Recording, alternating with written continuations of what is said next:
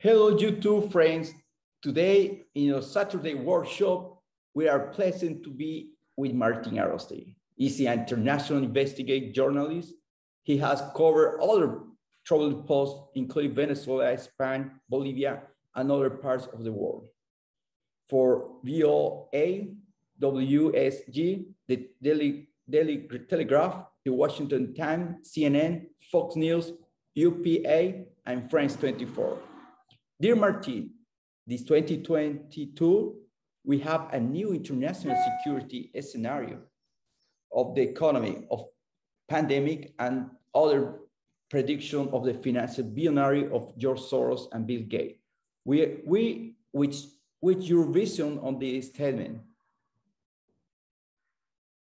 I'm not sure I'm clear on what you were saying, Christian, but I understand that you are saying that obviously the influence of George Soros, Bill Gates, and others who are involved with them have a great deal to do with the current crises we have throughout the world, economically, and with the virus and the energy factor, which I think is very critical and a key component of all that's going on. And if that is correct, if that is what you're saying, I would agree with you with a certain caveat. I think there are too many people who tend to view George Soros as something rather monolithic, as an individual who is actively involved in personally influencing everything his organizations do. He's a very big, one of the major billionaires, although not the biggest. He obviously runs through his philanthropic network a series of foundations, the matrix of which happens to be the Open Society Foundation. And frankly, at this stage, his empire is so huge. I mean, he operates in 67 countries, which he has through his foundation exerts a level of political and economic influence. And that I doubt that a man who's 95 years old, as Soros is, actually manages all this or can be personally held accountable for what his organization does. So I would say that Soros is, or his organization is a participant, but I would, frankly, what we need to do is investigate who is really running his operation, who is really running his organization, who really runs the foundation, who are the board members. And on this, I'm afraid we're still a rather blind side. I think we're too taken by George Soros, who yes, has been very influential. He's bankrupted economies. He's overthrown governments. He's installed others. But I think at this stage, we are looking at an organization which may be running itself, because I think it's far too old to maintain personal control of everything his people do. So I think we need to look more at who are his people, and perhaps we can touch on some of them in this show. What is your prediction of open society in Latin America influence? You talk about the influence of open society, the foundation of George Soros. And now in Latin America, we had change around the political and economic. What do you think about that? What is your point about this? Well, I think one of the cases I know in which the Open Society Foundation he and his Open Society Foundation had a great deal of influence is in your country, in Bolivia. Yes. I remember when I was there, and it's curious the way it behaved, because I think this is in fact, it gives a kind of microcosmic view of what Soros actually does, or what his organization actually does. I was saying, in the case of Bolivia, there was a very definite intervention there by Soros and his Open Society Foundation in backing the mass movement, which in Evo Morales when they came to power, to the point that key members, people who worked for Soros, within not only in his Open Society Foundation but in actually in his corporate structure, took up key positions in the Morales government. Juan Ramon Quintana is one of them, who was, as you know, he was, for our international audience, he was the security director of Soros's mine in Bolivia, one of the biggest silver mines in the world, as well as a member of the board of the Open Society Foundation. So he was a key link between Soros and Evo Morales and his political party, the Movimiento Socialismo. Now he, upon Morales being elected, coming to power, as we all know, Juan Ramón Quintana got the key position of Ministro de la Presidencia, which is basically Morales' right-hand man, managing really his personal security and his own most sensitive political and national and security initiatives, operations. And we know that the things he did, he was involved in breaking up the separatists, the pro-autonomous movement in the eastern region, Santa Cruz. He was also very involved with the Cubans. I think he brought in a team of Cuban operatives to operate Morales' personal security, particularly the electronic end of it. And he was also involved to some extent, I think, in breaking up some of the private or independent mining organizations in Bolivia. Now, it's curious that what I find is even what is really illustrative about this example is that we would have expected Soros to expand his economic presence in Bolivia as a result of his key influence, his control, his leverage on Evo Morales. But this didn't happen. I remember, in fact, when I was in Bolivia, there was a great deal of speculation, magazine articles, and God knows what Soros is coming in, he's going to buy up a lot of land, he's going to do this, he's going to do that. Nothing of that happened. In fact, what Soros did was sell his mine. And to another, not to the Bolivian government or to a Bolivian private entity, but to another multinational. And he did this through a offshore movement of capital and through front companies, through the Virgin Islands and all that, which actually some people, as I understand it, some people in the Bolivian government even objected to. But Morales, of course, and his key team and his team let it go ahead, even while he was using the same methods, the same business methods that Morales was accusing the oil companies of using, and use that as a basis for their nationalization. So it's interesting here. What we have is a man who he backed the left, a leftist government coming to power, so they would allow him to do things which they were penalizing other multinational companies of doing. It's incredible.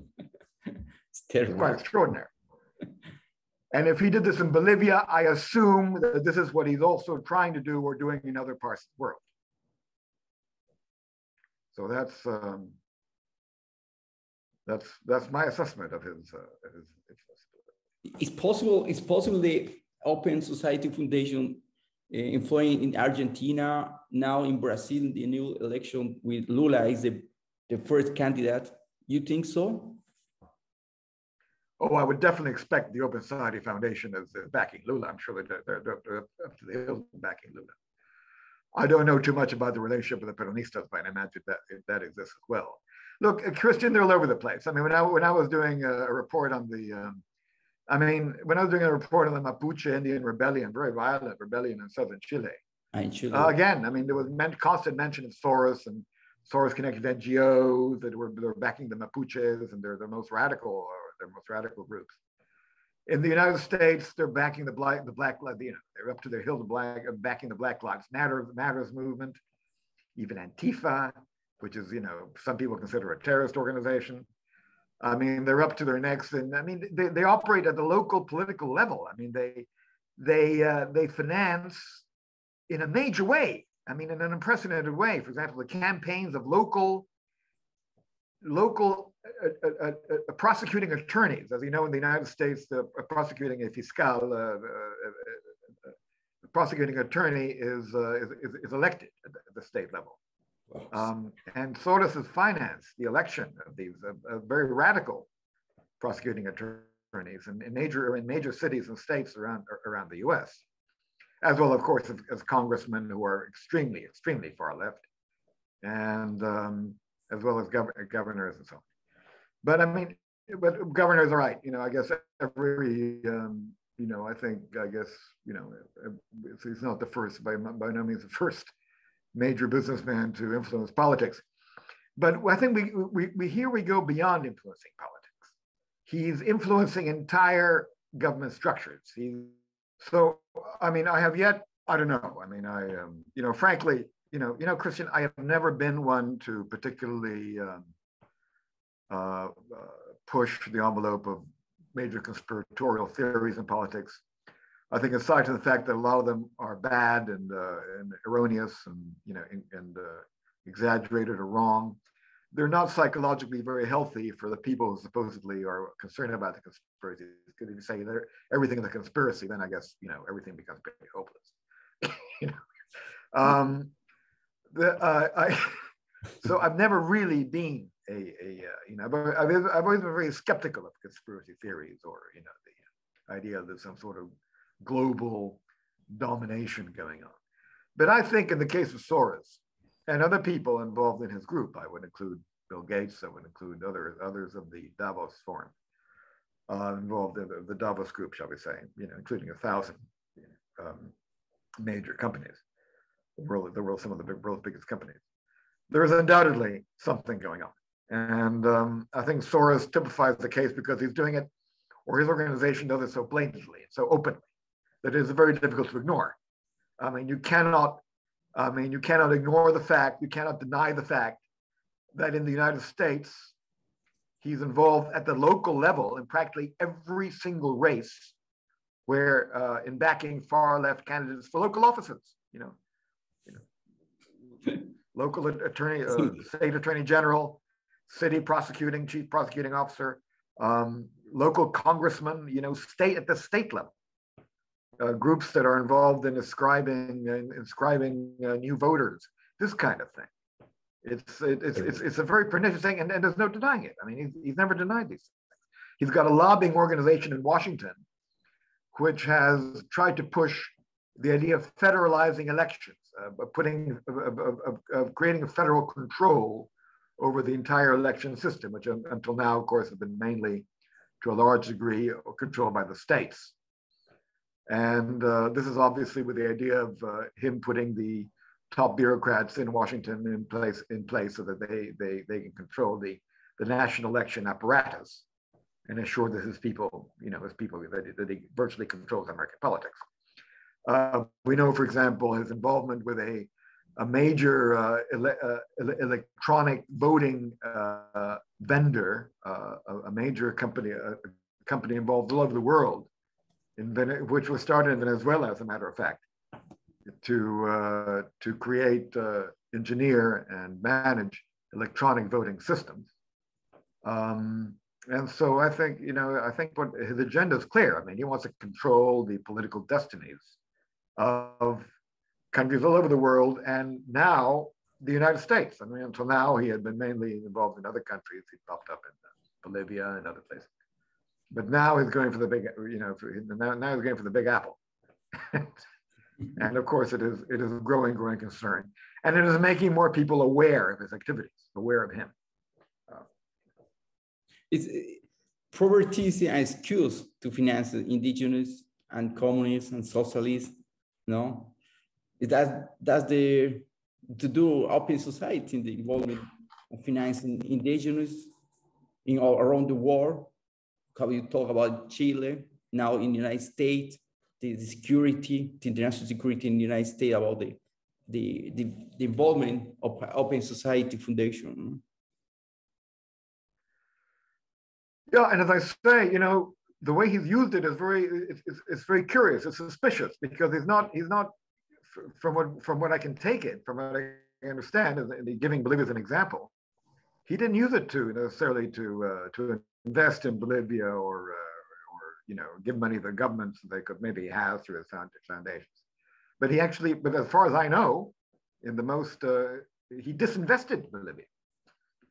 Of course, passing it on to another, selling his interest to another big company, obviously not in a deal that favored him, but through a system which I'm not sufficiently familiar with the exact operations involved, although I know they were offshore. I know there was through front companies like Virgin Islands and so on. But it smells to me of tax evasion.